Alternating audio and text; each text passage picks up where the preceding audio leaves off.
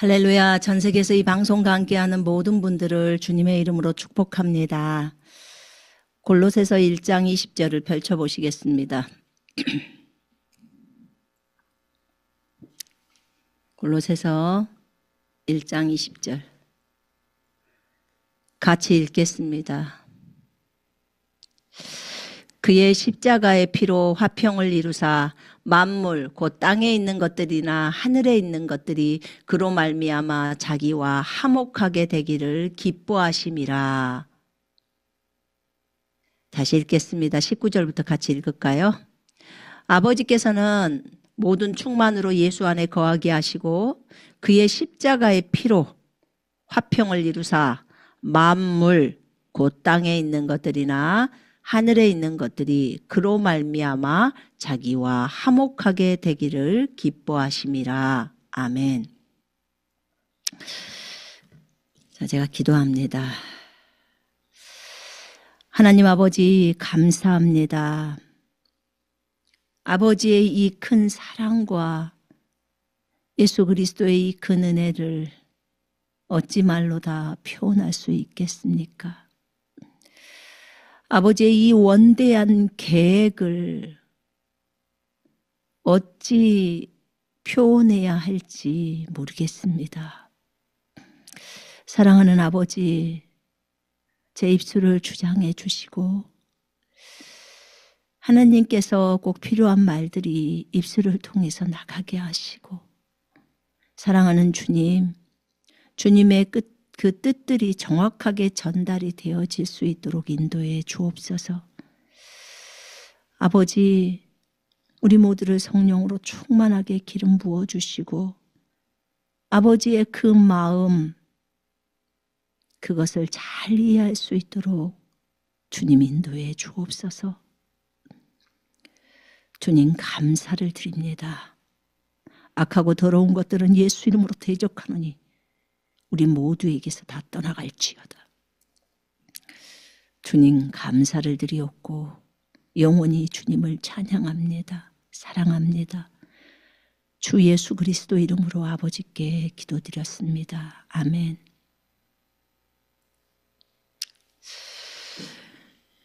여러분, 우리는 예수 그리스도의 십자가의 사랑을 굉장히 깊이 알기를 원하는 마음들이 있습니다.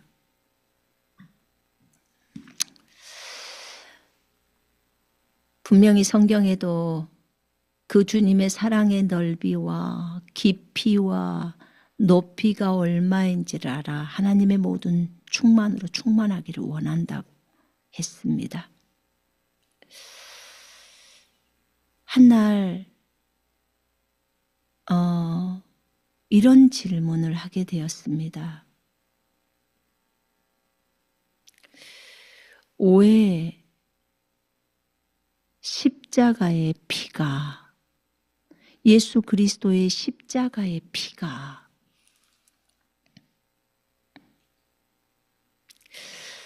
땅에 있는 것들이나 하늘에 있는 것들에게,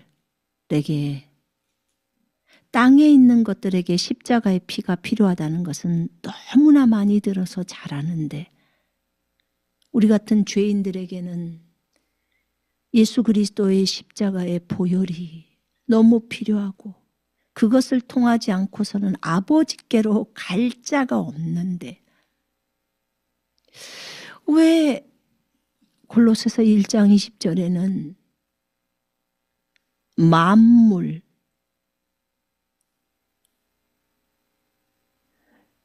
하늘에 있는 것들이 십자가의 피가 필요할까? 그리고 아버지께서는 예수 그리스도로 말미암아 아버지와 이 십자가의 피로 하늘에 있는 것들이 화목하게 되기를 기뻐하신다는 거예요.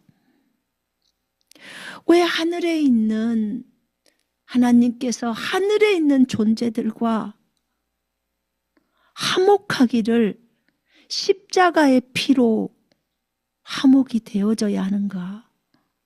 하늘에 있는 존재들에게 이게 왜 필요할까? 땅에는 죄가 많아서 이 부분이 필요한데, 하늘은 좋은 곳이고, 그런데 왜 하늘에 있는 존재에게 십자가의 피가, 예수님의 보혈이 십자가에서 이루신 이 공로가 왜 저들에게 필요할까? 그리고 하나님께서는 그들과 화해하시고 화목하셔야 한다는데 도대체 무슨 일이 일어났던 것일까? 이런 질문을 해보게 되었습니다. 왜 골로새서에는 이런 말씀이 있을까? 이거 바울이 쓴 말이에요.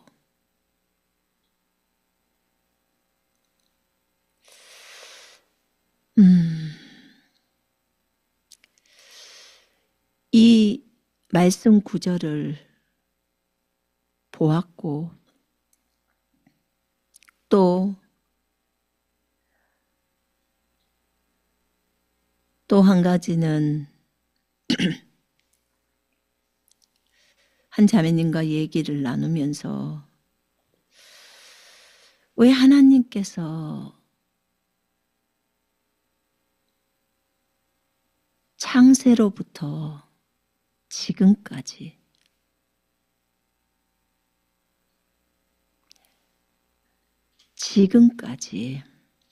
창세 전부터 지금까지, 그러니까 그리고 앞으로 대환란도 있고 천년왕국도 있고 그리고는 영원 세계인 새하늘과 새 땅까지도 있는데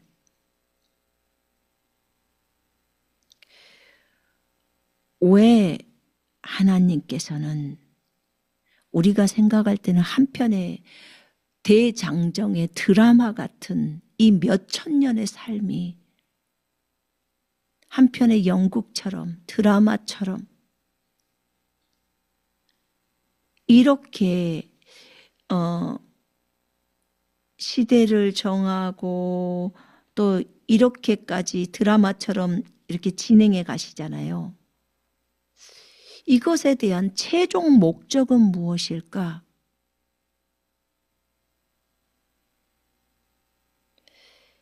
이런 부분들을 생각해 보게 되었어요.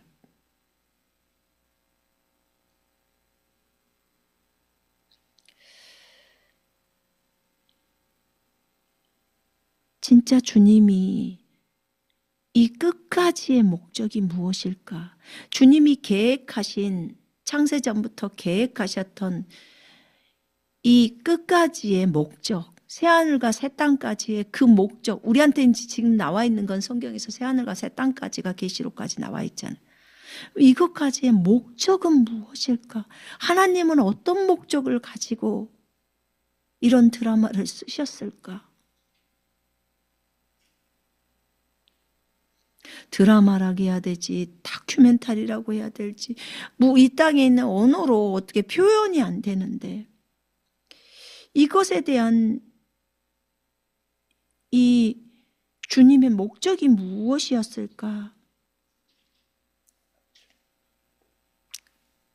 그것에 대한 질문, 또 주님이 그때 알려주셨잖아요. 창세기 1장 1절부터 1장 2절 사이에 태초에 하나님께서 천지를 창조하시니라. 태초에 하나님께서 천지를 창조하시고 1장 2절에 갑자기 땅은 공허하고 형체가 없고 성령은 수면 위에서 운행하시고 깊음은 표면 위에 있고 무슨 일이 일어나 버린 걸까? 그리고 이제 3절에 빛이 있으라부터 창조가 또 시작이 되는데 그럼 그 전의 창조와 이후의 창조는 어떻게 다른 것일까? 1장 2절에서는 무슨 사건이 있었을까?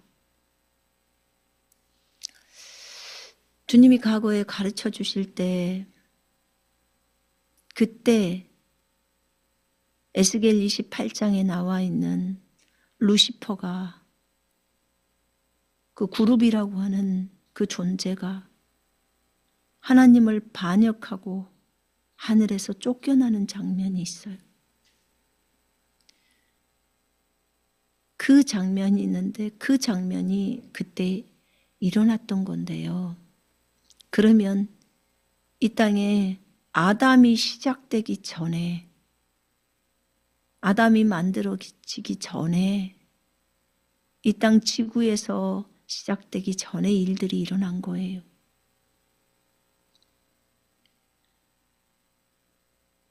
그러면 주님이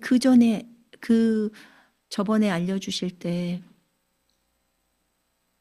이 루시퍼가 반역하기 전에 하나님의 아들들이 하나님께 반역을 한 사건이 있었다고 했어요. 하나님의 아들들이 하나님께 반역을 했던 사건이 있었다고 했고, 주님도 아들 때문에, 자녀 때문에 고통당해 본 적이 있냐고 제가 질문을 드렸을 때 있다고 하시면서 저에게 알려주셨어요. 그럼 그 아들들이 하나님의 자리에 대해서, 그것에 대한 반역이라고 했어요.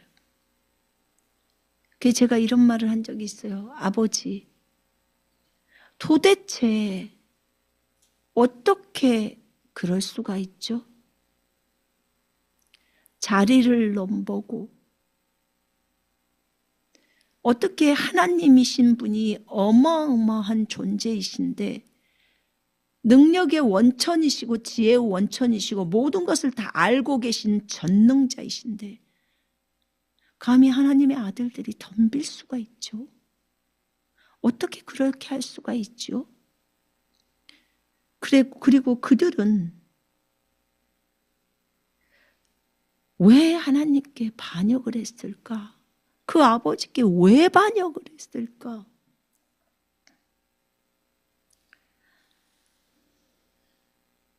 그것이 궁금했던 거예요. 그런데 하나님께서 이 부분을 풀어주시는 거예요.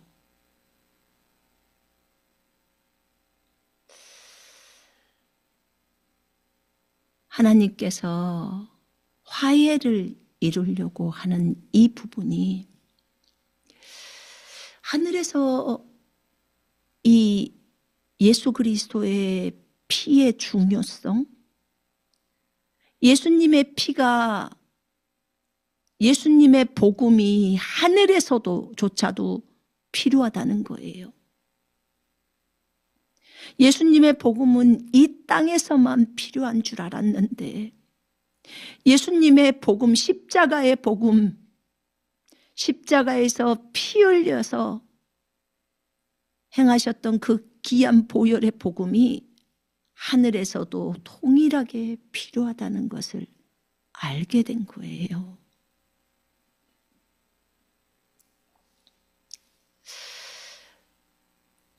정말 놀랍더라고요. 놀라워요.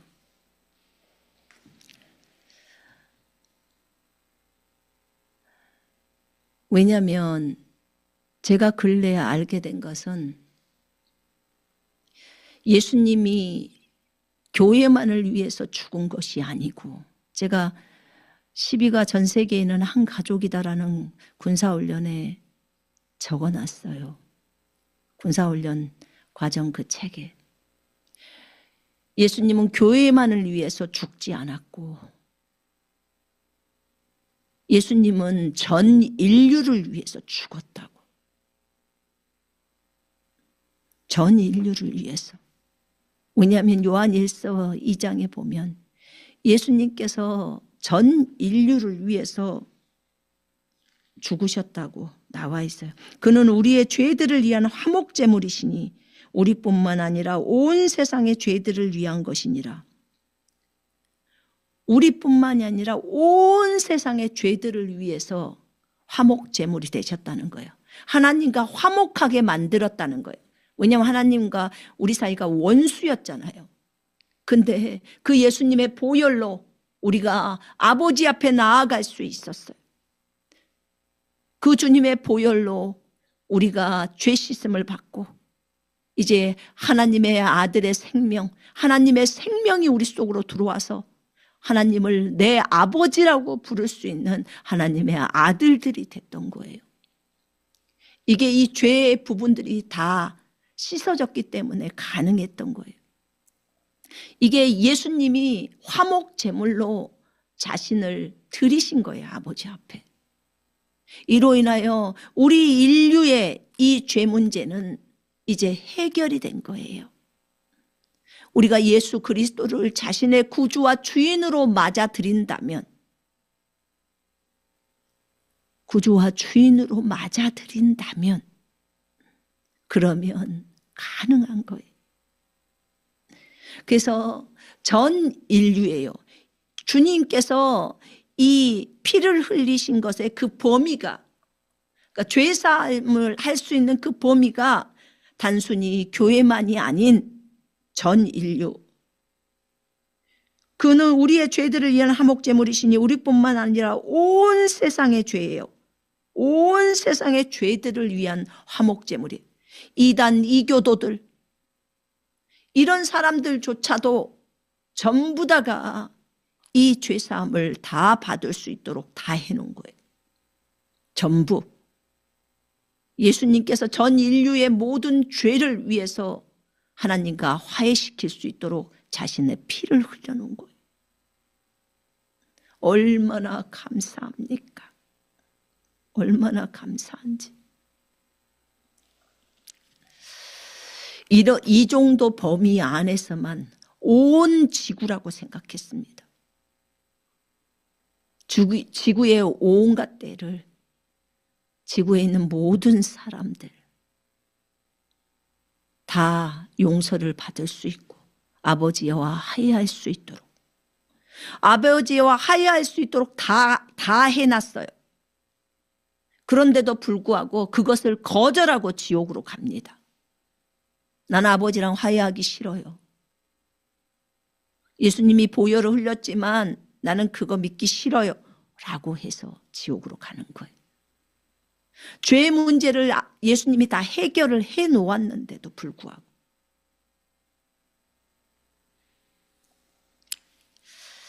이제 그 다음번에 제가 한 것은 예수님의 죽으심에 피를 흘려주신 십자가의 보혈의 그 공로와 보혈의 범위가 온 피조물이라는 것을 알게 됐어요.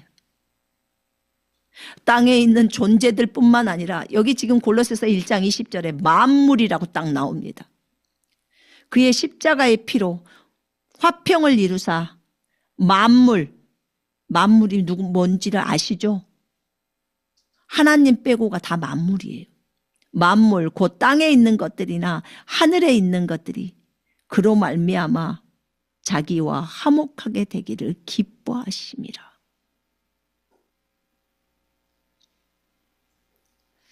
모든 피조물을 위해서 예수님이 피를 흘리신 거예요.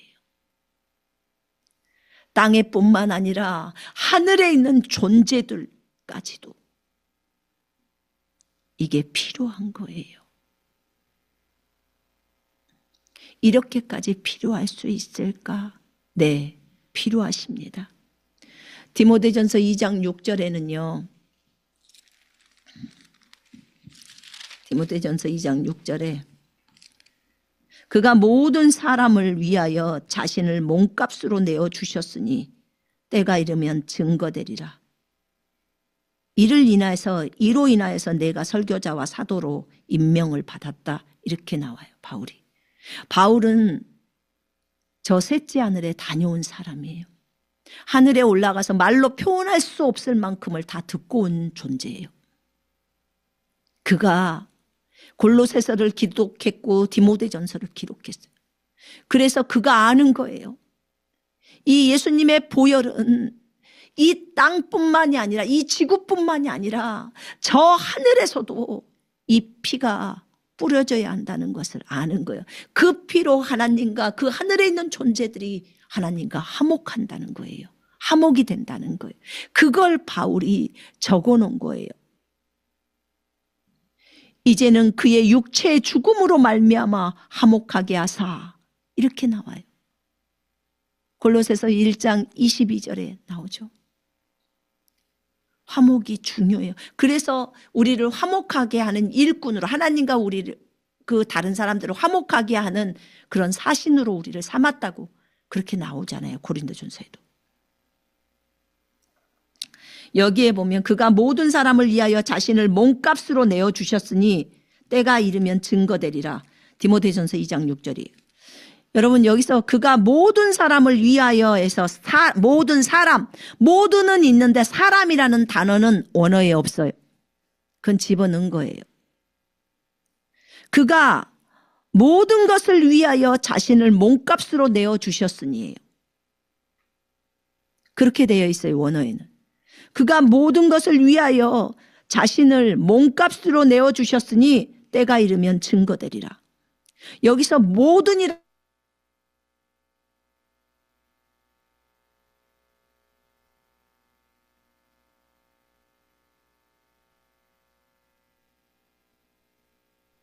그가 만물을 위하여 자신을 몸값으로 내어주셨으니 때가 이르면 증거되리라.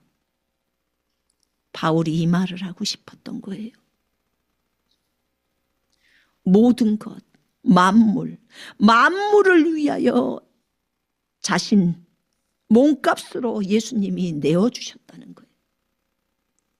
만물은 하늘과 땅과 땅 아래에 있는 모든 존재들이 만물이고요. 이 만물이라는 말로 인하여서 이 골로새서 1장 20절에 하늘에 있는 존재들, 그 존재들에게도 예수님의 몸값이 필요했던 거예요. 때가 됐을 때 증거된다는 거예요. 때가 될 때 이것에 대해서 모든 피조물을 위해서 예수님께서 자신의 몸을 드렸다는 거예요. 모든 피조물을 위하여 자신을 몸값으로 내어주었다는 거예요. 이 만물이 모든 피조물이니까, 모든 창조물, all creation, 모든 창조물이죠. 예수님께서 이렇게 하셨습니다. 그리고 그분은 고린도전서 6장 20절에 너희를 핏값으로 샀다고 해요. 주님의 값으로 샀다고 해요. 그렇기 때문에 예수님이 너희의 주인이라는 거예요. 예수님께서 창조 세계에서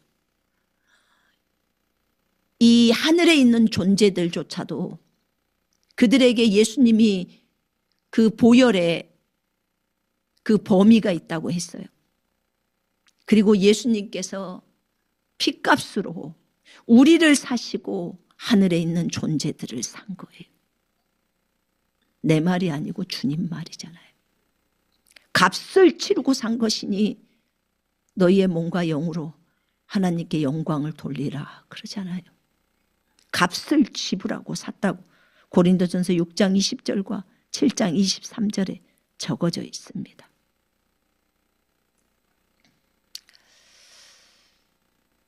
여러분, 주님께서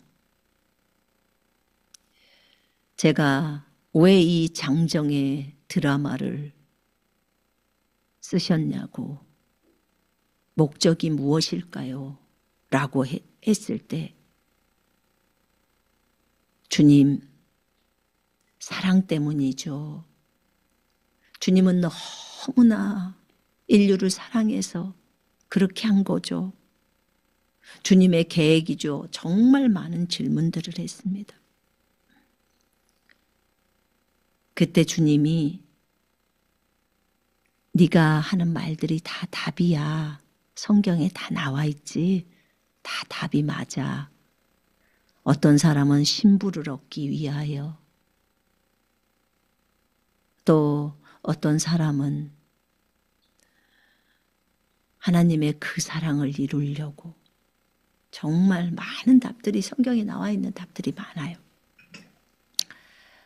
근데 주님께서 그것에 대해서 맞다고 하셨어요. 그런데 100점은 아니야 라고 하셨어요.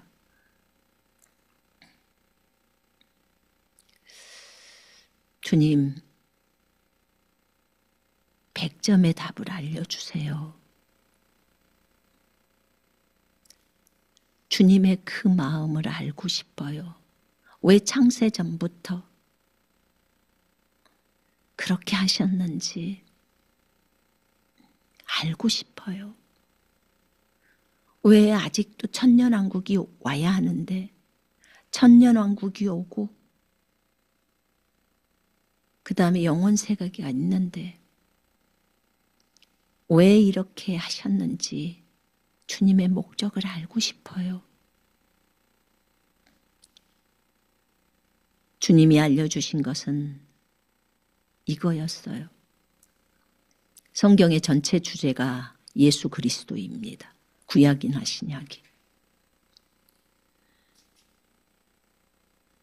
아버지 하나님은 예수님께서 모든 피조물들의 하나님으로서, 또 메시아로서, 왕으로서, 그리고 모든 피조물, 하늘과 땅의 모든 피조물의 주인으로서 다스리게 하려고 아버지 하나님께서 이 드라마, 이 계획을 진행하셨다고 했습니다. 이거는 우리가 알고 있는 너무 쉬운 답인데요. 예수님이 모든 피조물의 하나님으로서, 메시아로서, 왕으로서, 주인으로서 다스리게 하려고 하나님이 계획하셨던 거예요. 그래서 천년왕국에서도 예수님이 이 땅에 천년왕국 때 오시잖아요. 재림으로 오시잖아요. 대환란이 끝나고 나면 재림으로 오십니다. 오셔서 예수님이 왕으로서, 하나님으로서, 이 땅에서 메시아로서 우리를 다스립니다. 영원 세계도 마찬가지고요.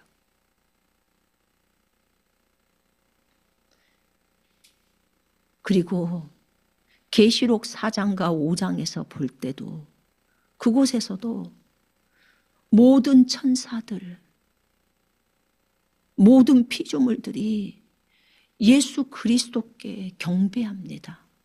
하나님 아버지와 어린 양께 경배와 찬양을 올립니다. 그룹들도 다 찬양하고 모든 존재가. 근데 아버지, 이게 굳이 필요했을까요? 모든 존재가 다 이렇게 하는데. 그거는 계시록 4장 5장은 앞으로 일어날 일들을 해놓은 거잖아요. 그죠? 또 그 당시에 사도 요한이 하늘로 들려 올라져 갔을 때도 그 모습이 있었겠죠. 그리고 6장부터 펼쳐지는 일들이 앞으로의 일들이니까.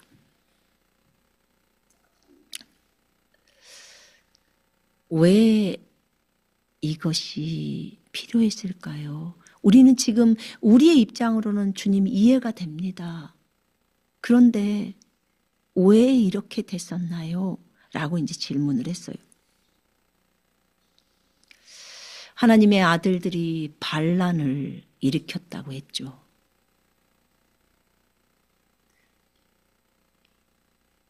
하나님께서는 그 반란을 일으켰던 그들의 이유가 있었다고 했습니다.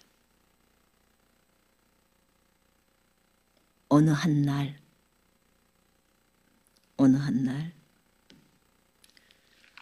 하나님께서는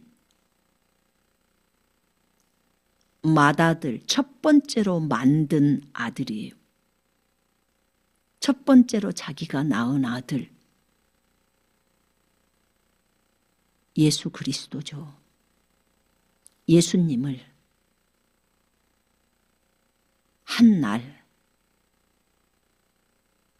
그를 하나님이라는 호칭을 하게 되고 하나님이라는 자리를 부여하십니다.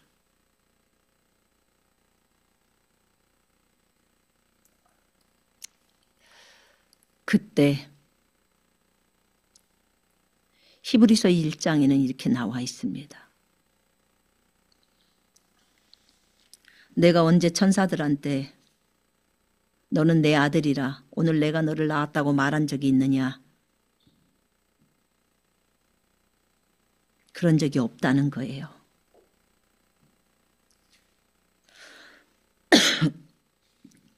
천사들은 하나님의 사역자들이라고 말합니다. 그러나 아들에게 말씀하시기를 지금 아버지가 아들한테 말합니다. 오 하나님이여, 주의 보좌는 영원 무궁하며 주의 왕국의 홀은 의의 홀이니이다. 오 하나님이여, 지금 예수님에게 아버지가 어느 한날 어느 시점에 언제인지는 모르죠. 너무나 오래전의 일이니까. 이 땅이 세워지기, 이 지구에 사람이 만들어지기 전의 일이잖아요. 저 하늘에서 벌어졌던 일들이. 이 히브리서 1장의 8절이 그때의 내용을 기록하고 있는 거예요. 오 하나님이여, 주의 보좌는 영원 무궁하며 주의 왕국의 홀은 의의 홀이니이다. 이런 표현을 아버지가 하죠. 아버지가 맏아들이었던 첫 번째 아들을 있었죠. 예수님. 아버지는 아들이 한 명이었을까요? 그런 맏아들이라는 말을 쓰지를 않죠. 첫태생이라는 말을 쓰지를 않죠. 하나님께서, 하나님 아버지는 스스로 존재하시는 분이셨잖아요.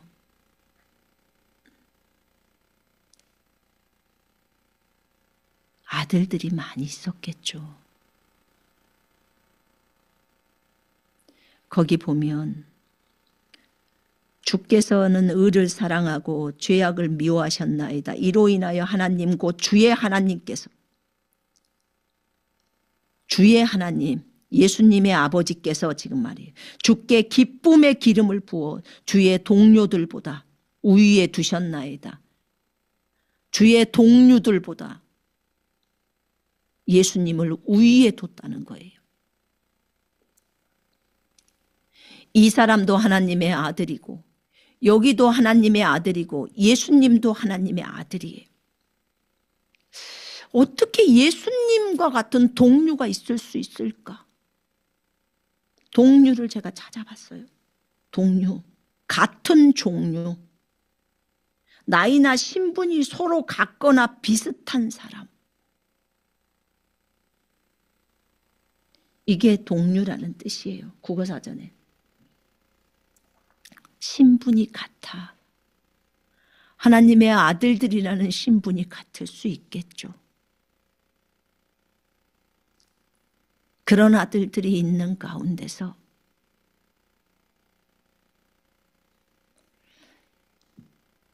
이런 일이 일어났던 거예요. 한날 하나님께서 예수님을 하나님으로 올려버린 거예요. 하나님으로 세우신 거예요. 그래서 같은 동료보다 우위에 세우신 거예요. 그럴 때 그 하나님의 아들들이 이제 아버지의 보좌 우편은 예수님이 앉아야 되는 거예요. 그거에 대한 결정이 나버린 거예요. 그래서 그때 여러 명의 많은 아들들이 있었어요. 그리고 동류라는 것 자체가 신분이 같아요. 등급도 같은 그런 아들들이었어요. 그 중에서 예수 그리스도를, 예수님을 하나님으로 올린 거예요. 그럴 때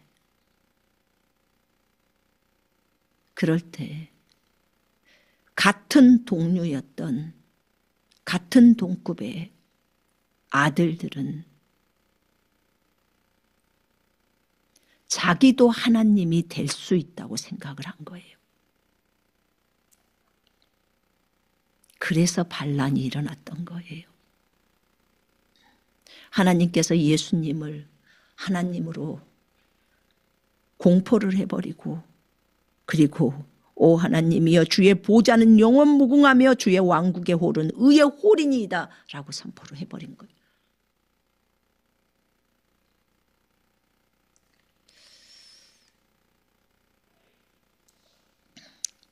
이렇게 이것 때문에 하늘에서 대반란이 일어난 거예요.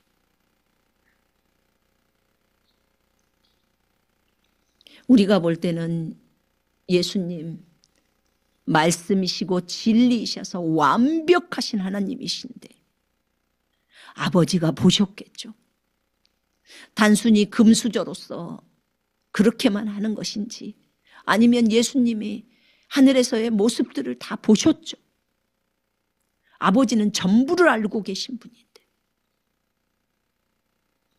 하나님으로 세우셔도 될 만큼 예수님께서 말씀이셨기 때문에 그렇게 진행하시죠. 그런데 그 동료들은 본인도 하나님이 될 수 있다고 생각을 하는 거예요. 같은 동료였으니까, 같은 동급이라고 생각을 하니까. 제가 뭐 하면 나도 할 수 있어. 꼭 예수님의 12제자 중에 요한의 엄마가 내 아들 2명을 예수님의 양쪽 옆자리에다가 세워주라고. 그러니까는 예수님이 너희들 내가 마시는 잔을 마실 수 있으니까 마실 수 있나이다. 그게 사도 요한하고 야고보가 그런 거예요. 이 얘기를 듣고 근데 요한도 야고보도 욕심이 있었던 거죠. 예수님의 양쪽 옆자리. 그럼 예수님 정도의 수준을 요구하는 거예요. 아버지의 옆자리면 하나님이었기 때문에 하나님의 옆자리가 동일한 하나님이잖아요. 오른쪽에는 예수님, 왼쪽에는 성령님이죠. 근데 예수님의 제자들 중에서 사도 요한의 엄마가 그걸 요구하고 두 아들들이 그걸 할 수 있다고 하잖아요. 그러니까 다른 제자들도 성질이 나서 막 뭐라고 하잖아요. 화가 나고. 이렇게 이 지상에서 어떤 것들은 하늘에서의 어떤 모형들이 있더라고요. 하늘에서도 그런 일들이 있었어요. 주님의 옆자리를 차지하려고 하는, 아버지의 옆자리를 차지하려고 하는. 그래서 하나님의 아들들이 아버지가 예수님을 하나님으로 세우신 것 때문에 반란을 일으킨 거래요. 자기들도 하나님을 할 수 있는데 맏아들이라고 예수님을 하나님 자리에 앉게 하는 거. 아버지의 보좌 우편에 앉게 하는 것이 불만이었던 거예요.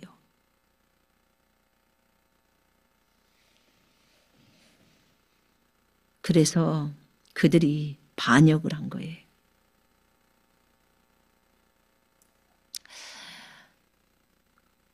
예수님께서는 이제 아버지께서는 예수님을 이 땅에 내려보낼 생각을 갖고 계십니다. 이 땅에서 사탄이 있는 이곳에서 시험을 받게 하시고 시험에 통과하게 하시며 통과를 해서 모든 피조물을 위해서 자신의 생명을 내어주고 승리해서 돌아올 수 있도록. 그러나 예수님의 기억은 다 지우십니다. 그래서 우리와 똑같이 하늘의 기억 없이 이 땅에서, 그러나 죄가 없는 상태로 오셨습니다. 동정녀 탄생으로, 동정녀를 통해서. 이렇게 예수님은 이 땅에 오셔서, 물론 이 땅에 오셨을 때 성령께서 다 말씀해 주셨죠. 이런저런 일들이 있을 때 나타나셔서 얘기해 주시고, 본인이 메시아라는 것도 말씀해 주시고, 또 성령이 비둘기처럼 내려오는 것도 다 보고 목도하고 믿으셨고 그대로 진행하셨습니다. 그가 십자가에서 죽을 때 죽기까지 순복을 합니다.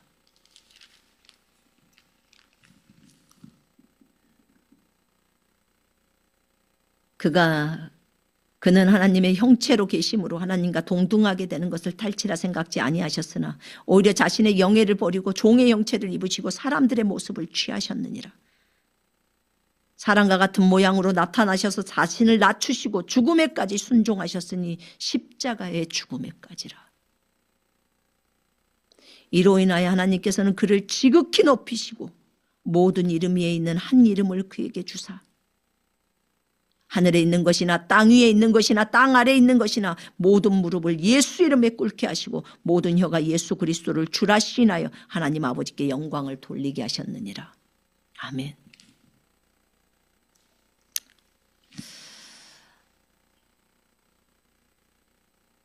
아버지께서 자신의 동료들보다도 예수님을 높게 하셨고 더 기름을 부으시고 하나님으로 세우셨고 그들의 반란이 그 이후에 있었고 다른 하나님의 아들들의 반란이 있었고 그 반란의 대장이 아사셀이었습니다. 아사셀의 염소 아시죠? 왜 그 귀한 속죄 염소를 하나님 한 마리는 여호와께 올려드리고 여호와께 바치고 속죄 제물로 죄를 속하는 제물로 여호와께 바치고 한 마리는 죄를 전가시켜서 그 염소에게 안수해서 그 죄가 염소에게 다 가게 해서 그 염소를 광야에 있는 아사셀에게 보냅니다. 아사셀이 누구이기에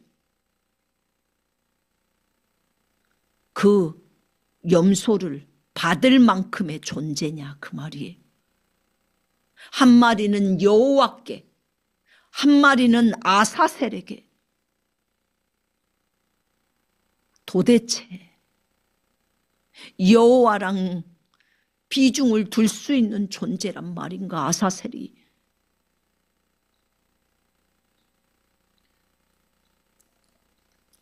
성경은 많은 부분은 설명하지는 않아요.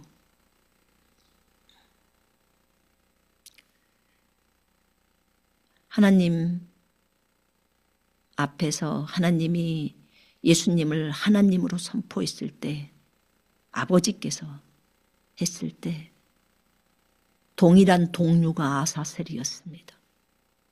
방귀를 든 거예요.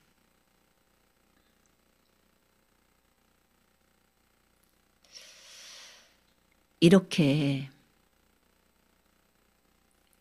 아사셀은 그런 역할을 했더라고요. 물론 마귀라고 하는, 옛뱀이라고 하는 그 사탄이 그런 마음들을 넣을 수 있도록 또 한 거예요. 또 작용을 했더라고요.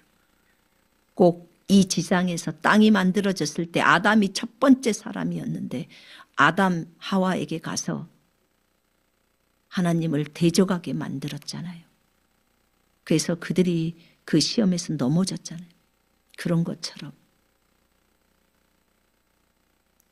그렇게 했더라고요. 하늘에서도.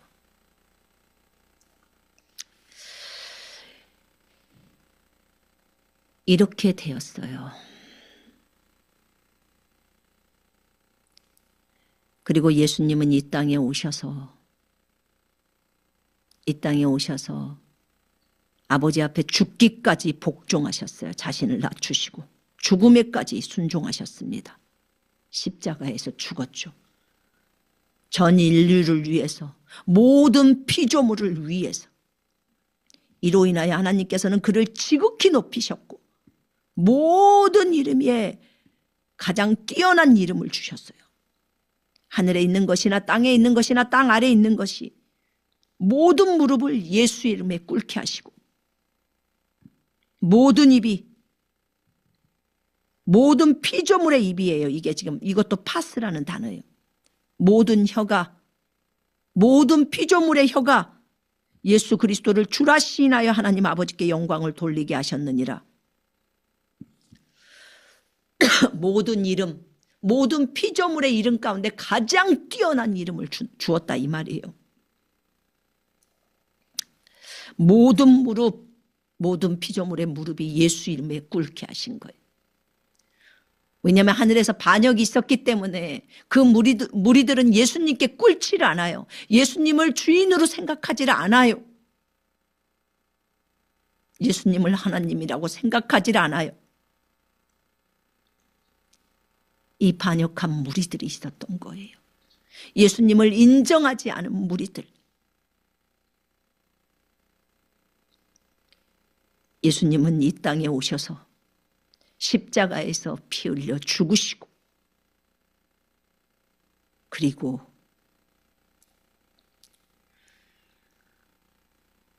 죽고 3일 만에 살아나셨습니다. 이렇게 이 예수님의 죽으심, 이 십자가로 예수님은 승리하신 거예요. 하나님께서 예수님을 통해서 교회를 낳게 하시고 교회를 하늘에 자랑하고 싶어 하는 것이 에베소 3장 10절에 적어져 있잖아요. 그런 것처럼 골로새서 2장에 보면 십자가로 이기셨다고, 통치자들과 권세들을 무력하여 드러내어 구경거리로 삼으시고 십자가로 그들을 이기셨느니라. 이겨버리신 거예요. 승리를 하신 거죠. 이제 예수 그리스도는 모든 피조물들의 주인이 된 거예요. 그리고 이들을 값을 지불하고 이들을 사신 것이 되는 거예요. 단순히 피조물들을 창조만 했기 때문에 창조주라는 그 의미만 있는 게 아니에요. 진짜 자신의 피값, 자신의 생명을 주고 저들을 살리려고 사신 거예요.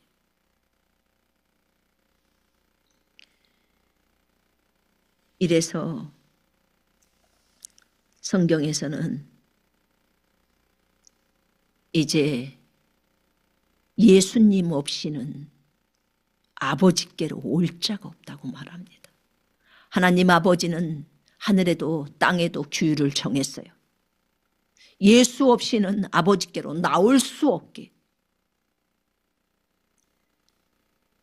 예수님이 이제 주인이 되신 거예요. 모든 피조물의 주인, 만물의 주인. 그래서 아들이 있는 자에게는 아버지가 있고 아들이 없는 자에게는 아버지가 없다고 말씀을 하고 있습니다. 예수님 없이 피조물이 구원받을 수가 없어요. 여러분 로마서 8장에 보면 피조물들이 간절히 기대하고 고대하는 것은 하나님의 아들들이 나타나기를 기다리고 있다고 했어요. 그들에게 구원의 소식을 전해줄 그 아들들을 기다리고 있어요. 각 곳곳에 얼마나 많은 피조물들이 묶여 있습니까? 하늘에도 흑암에도 이 땅 지옥에도. 여러분, 모든 피조물을 위해서 자신을 몸값으로 내어줬다고 아까 디모데전서 2장 6절에서 읽었어요. 여러분 마가복음 16장 15절에는 너희는 가서 온 천하에 다니며 만민에게 복음을 증거하라는 말씀이 있어요. 그게 원어에는요, 너희가 온 창조 세계에 복음을 증거하라고 적어져 있어요. 만민에게 복음을 증거하는 것이 아니라 온 창조 세계에, 온 피조 세계에 복음을 증거하라는 거야. 너희는 가서 온 창조 세계에 가서 복음을 증거하라는 거예요. 지금 생각해 보면 우와, 이 말씀 한마디 한마디가 진짜 무섭다. 우리가 어떻게 온 창조 세계를 다 가? 하늘을 가고 땅을 가고 땅 아래를 다 가고. 정말 놀랍다. 온 창조 세계에 가서 복음을 증거하라는 거예요. 모든 피조물에게 복음을 증거하라는 거예요. 모든 피조물. 그래서 피조물들이 하나님의 아들들이 나타나기를 그렇게 기다리고 있는 거예요. 우리들이 그곳에 와서 복음을 전해주기를. 이제는 진정으로 예수 그리스도를 자신의 주인으로, 구원자로 맞아들여야 하는 거예요. 모든 피조물들이. 그래서 이 은혜의 시대 때 대추수가 일어나는 것이 이 땅에 있는 사람들에게만 복음이 증거되는 것이 아니라 이 복음이 하늘로도 가야 되고, 아까 그랬잖아요. 하늘에도 하나님과, 하늘의 존재들이 하나님과 화해를 이루어야 한다고. 뭐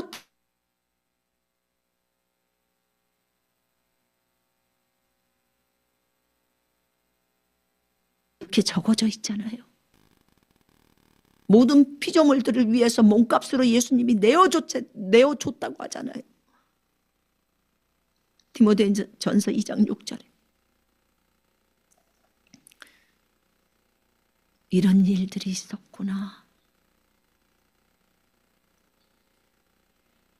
그래서 이렇게 하늘과 땅에 땅 아래까지 가서 그 피조물들에게 예수 그리스도의 보혈의 복음이 전해져야 한다는 거죠. 그때 그들은 진정으로 예수님을 주로 시인하는 거예요. 어디에 나와요? 빌립보서 2장에 9절 11절에 나오잖아요. 모든 무릎을 꿇고 예수 이름에 꿇고 모든 여가 예수 그리스도를 주라, 주인이라 시인한다고. 모든 피조물이 그렇게 시인한다고 나오잖아요. 11절에. 만물의 혀가, 그 말이에요. 모든 혀가, 만물의 혀가, 모든 피조물, 온 창조 세계에 있는 모든 피조물의 혀가 예수 그리스도를 주라 시인하여 하나님 아버지께 영광을 돌리게 하셨느니라. 아멘. 벙어리는 어떻게 시인하나요? 지금 영혼이잖아요. 영이잖아요. 영들이잖아요. 얼마든지 말을 하죠. 벙어리도 속으로는 말하는데. 모든 존재가 예수 그리스도를 주라고 시인할 때, 주인으로 맞아들일 때 그게 하나님께 영광이 된다는 거예요. 아버지가 이걸 원하는 거예요. 이게 목적이었어요.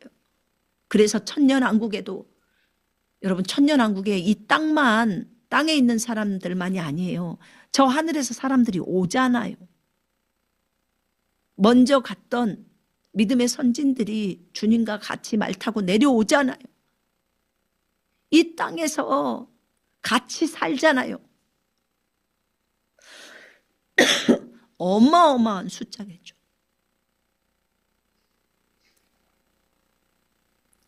예수님이 직접 다스리러 내려오는 거예요. 주인으로서, 이제는 하나님으로서. 왜냐하면 초림 때는 예수님이 오셔서 다스리지 않았잖아요. 그 땅에 왕들이 있었고.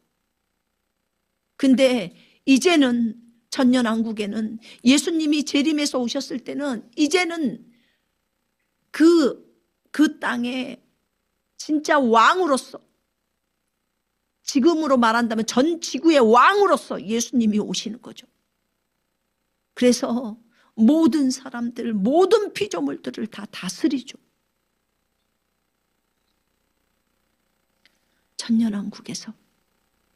그래서 스가랴서에 보면 거기에서 여호와께 예배드리러 온다고 하잖아요. 예수님의 새 이름 여호와이십니다. 여호와가 감람산으로 재림한다고 나오잖아요. 스가랴서에. 누가 재림해요? 예수님이 재림하시죠. 그분이 여호와예요. 여호와라는 이름. 그분께 예배하고 경배하러 오죠. 초막절에 안 오면 어떻게 돼요? 비를 안 내려줘요. 이방인들도 다 마찬가지고 그렇게 예배를 해야 되는 거예요. 이렇게 되는 거예요. 새 하늘과 새 땅, 새 예루살렘 성이 하늘에서 내려와 버려요. 이 땅으로.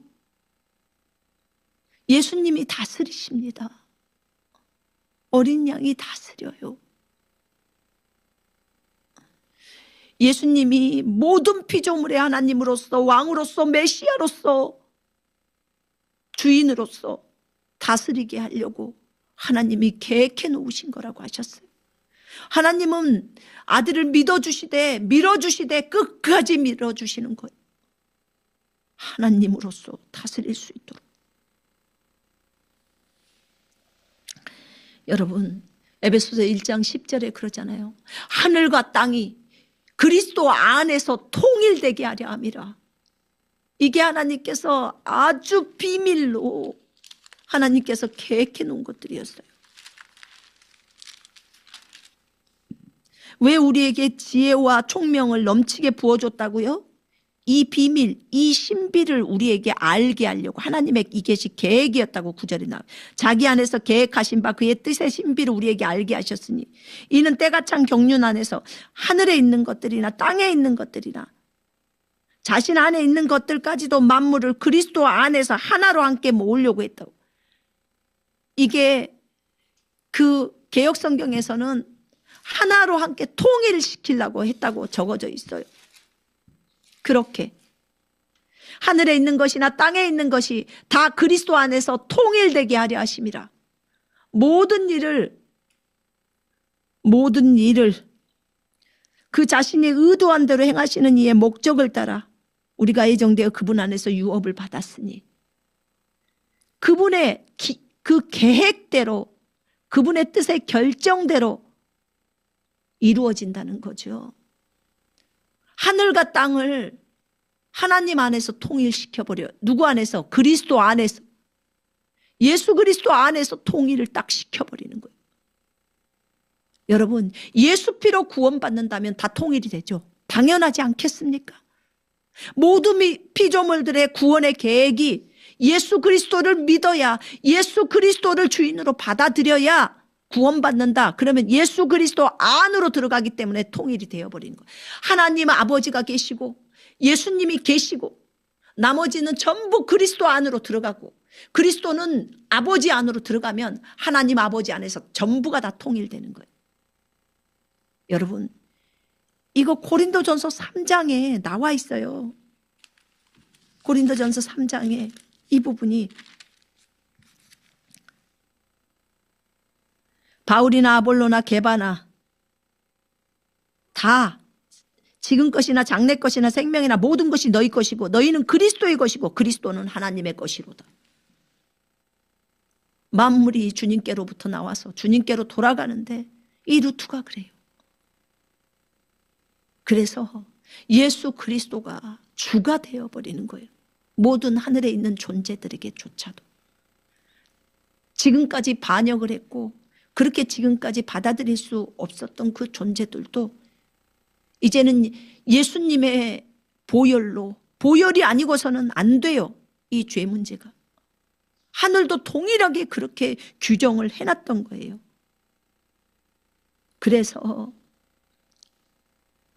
이렇게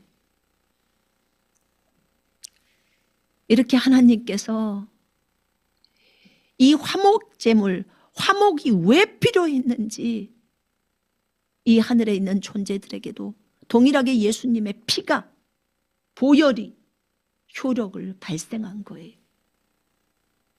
정말 놀랍죠. 그렇구나. 이렇게 많은 존재들이 이렇게 주님에 대해서 이렇게 했구나. 우리는 모르니까, 하늘에 대한 기억이 없으니까. 그래서 성경을 읽다가 제가 너무너무 진짜 기가 막힌 거예요. 그래서 제가 모든 피조물을 위해서 주님이 죽으셨군요. 주님이 피 흘렸군요. 주님의 십자가의 사랑은 전 모든 피조물, 뭐라 그래요? 온 창조 세계에 있는 모든 피조물이 다 해당되는 거군요.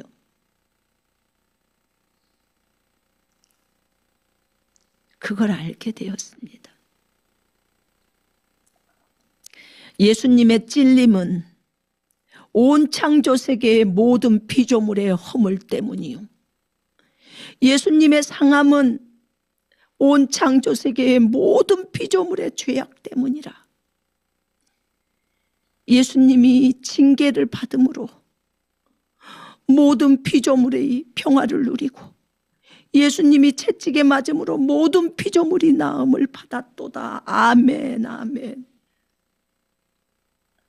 이 주님의 이 큰 사랑, 모든 피조물이 다 아버지 앞으로 회복되어 돌아오기를 원하는 이 아버지의 이 마음, 이 마음에 예수 그리스도와 한 마음으로 얘기를 나누시고, 우리가 사랑의 결정체를 만들자. 네, 맞습니다. 그분의 사랑의 결정체가 우리예요.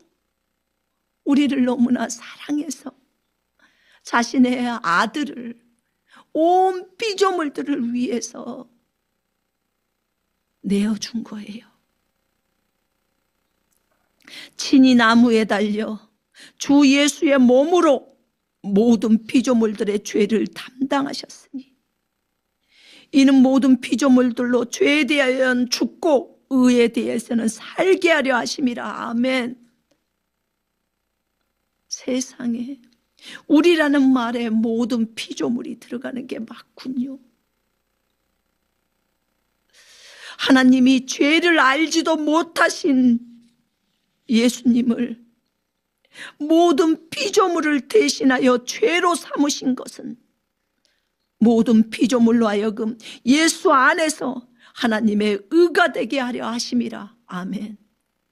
모든 피조물로 하여금 예수 안에서 하나님의 의가 되게 하려고 하신 거예요.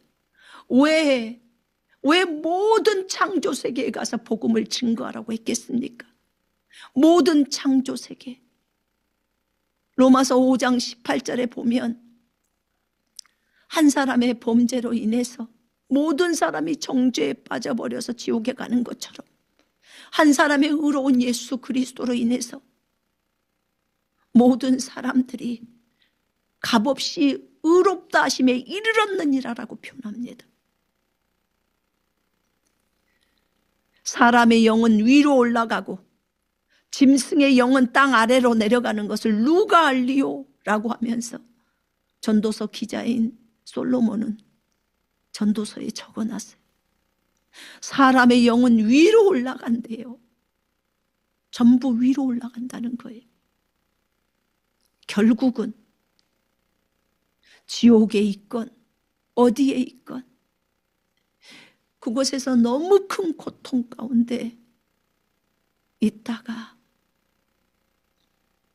복음이 그곳에도 증거가 되면 그들이 회복되죠. 모든 피조물을 회복시키려고 모든 피조물로 하여금 예수 안에서 하나님의 의가 되게 하려 하심이라.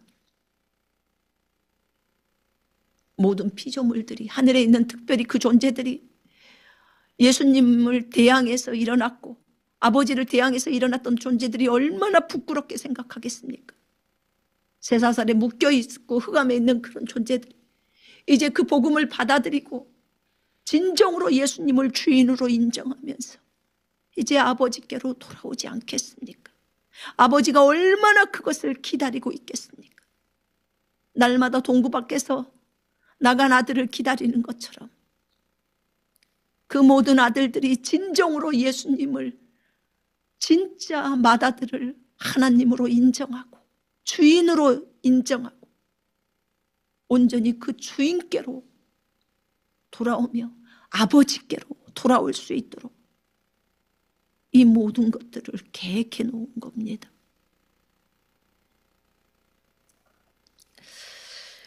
예수는 모든 피조물, 온 창조세계의 모든 피조물이 범죄한 것 때문에 내줌이 되고 또한 온 창조세계의 피조물들을 의롭다 하시기 위하여 살아나셨느니라. 아멘.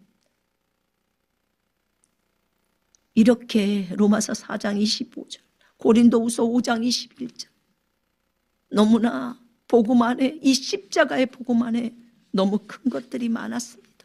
단순히 무슨 도교, 불교, 이슬람 이런 이단, 이교도들이 문제가 아니었어요. 저 하늘에 있는 존재들까지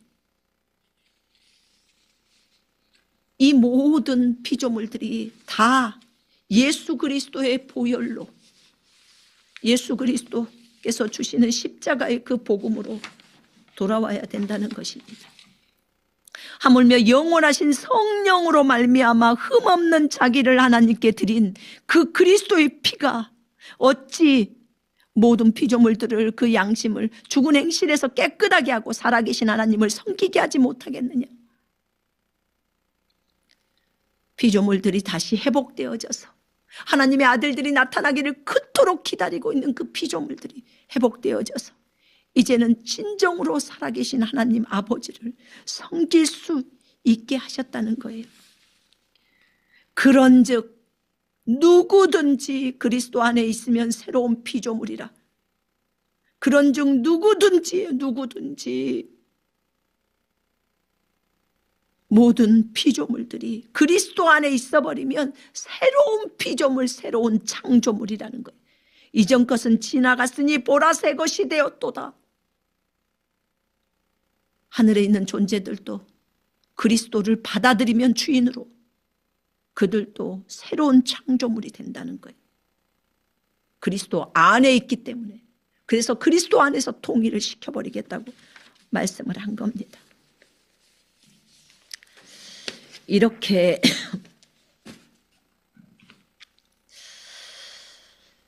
하나님께서 계획하신 계획은 너무나 장엄하고 컸습니다. 이 계획 앞에서 제가 몸둘 바를 모르겠더라고요. 그랬군요. 하나님은 스스로 있는 분이시고 하나님께서 하늘과 땅을 창조하셨다고 했잖아요. 아버지가 하늘과 땅을 창조했다고 나와요.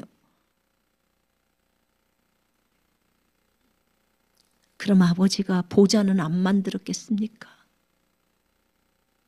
아버지는 보좌가 없이 서 계셨을까요?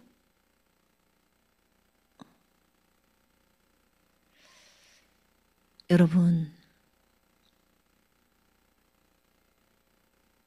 그래서 그 하늘에 있는 존재들이 그렇게 예수님께 대항할 수가 있었던 거예요. 아버지는 이걸 다 알고 있죠. 아들들이요, 많으면 서로 한 자리 해먹겠다고 하잖아요. 아버지는 이런 다툼이 있을 걸 다 알았어요. 원래 왕에게 왕자들이 너무 많으면 서로 자기가 왕이 되려고 싸우잖아요. 다윗의 아들 압살롬을 보세요. 거기도 왕해 먹겠다고 자기 아버지를 죽이려고 달려드는 아들이에요. 그렇게 훌륭한 다윗일지라도.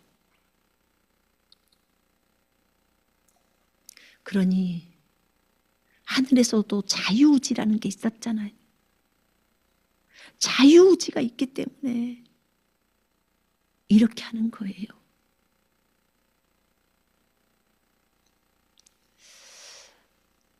하나님은 우리를 로봇으로 만드는 걸 원치 않으세요. 자유의지에는 책임이 따르잖아요. 그러니까 그들이 반역을 하고 흑암에 갇혀 있는 거예요. 쇠사슬에 묶여서.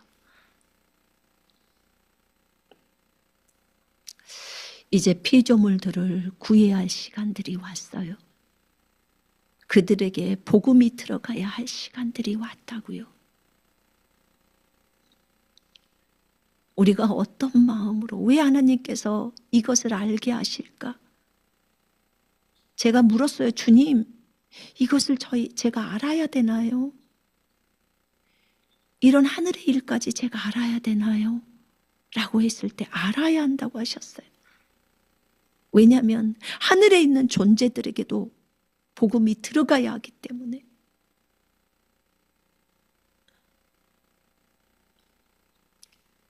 예수 그리스도의 십자가의 복음은, 피의 복음은 온 창조 세계에 다 들어가야 하는 복음이었어요. 제가 주님께 여쭤봤어요. 온 창조 세계라는 것은 어디까지인가요? 주님이 만들어 놓은 모든 세계래요. 그러면 주님은 저한테 짐승의 세계가 있다는 거예요. 짐승의 세계가 어디 있대요? 그렇게 말씀을 드렸을 때 땅 아래에 있다는 거예요. 지옥이 아닌 다른 곳에. 짐승들에게도 복음을 증거해야 되나요? 이렇게 이제 제가 물었어요. 그랬더니 짐승들도 사람이 짐승과 교접을 하죠. 그렇게 해서 태어난 반은 인간이고 반은 동물인 이런 존재들도 다 있잖아요. 반인반수 뭐 이런 존재들. 그래서 그런 존재들은 따로 동물들이 있는 곳에 있고 네피림도 그곳에 있던데요. 이상한 존재들 있잖아요. 그런 존재들이 주님은 그걸 사람으로 만들어 놓은 그 존재가 아니라고 보셨겠죠. 그러니까 그곳에 있겠죠. 그곳에도 복음이 들어가야 한다고 하셨어요. 정말 세계는 너무 많군요. 어찌됐든 우리는 복음으로, 이 피 묻은 복음으로, 예수 그리스도의 복음으로 무장하고 있어야 해요. 온 이슬람이 예수 그리스도를 진정한 메시아, 하나님의 아들, 자신들의 주인으로 맞아들여야 하고, 반드시 유대인도 예수 그리스도께서 참 메시아 하나님의 아들 그리고 여호와시라는 것을 받아들여야 합니다. 오직 예수님을 통해서 구원이 오죠. 물론 그들은 적그리스도가 나타나서 그때야 돼야 비로소 예수가 진정한 메시아였다는 것을 그때 알게 됩니다. 이것을 볼 때 우리가 해야 할 일이 참 많아요. 정신을 차리고 깨어 있으면서 복음으로 무장해서 하나님이 언제든지 복음을 증거하라 할 때 담대하게 증거할 수 있어야겠습니다. 그곳이 어디든 어디 나라를 가서 하라고 하든 지금 있는 그 자리에서 열심히 오늘 날마다 복음을 증거하는 삶을 살아야겠습니다. 그리스도의 군사고 신부고 그리스도의 제자가 된 여러분들, 복음 전파는 예수 그리스도의 십자가의 복음은 너무 중요했습니다. 이것이 답입니다. 이것이 저들을 살리는 길이에요. 우리에게 이것을 알게 하시고 이제 이런저런 창조 세계에 가서 복음을 증거해야 되기 때문에 왜 그러는지를 알아야 한다고 하셨어요. 이제 이것을 아시고 여러분들이 그 귀한 예수 그리스도의 그 복음 앞에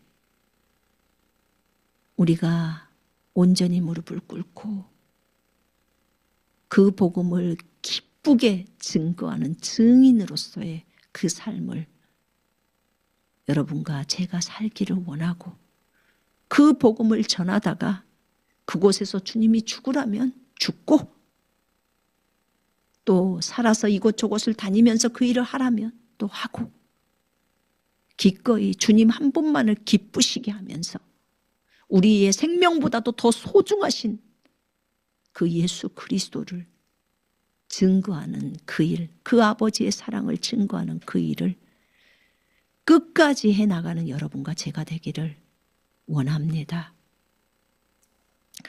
우리 이렇게 대장정의 역사를 쓰시고 위대한 드라마를 만드셔서 하나님의 온전하신 계획을 이루시려고 하시는 이 하나님께 영광의 박수를 올립니다. 하나님 영광을 받으소서. 하나님 너무 잘하셨습니다.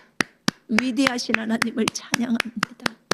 전능하시고 전지하신 하나님을 찬양합니다.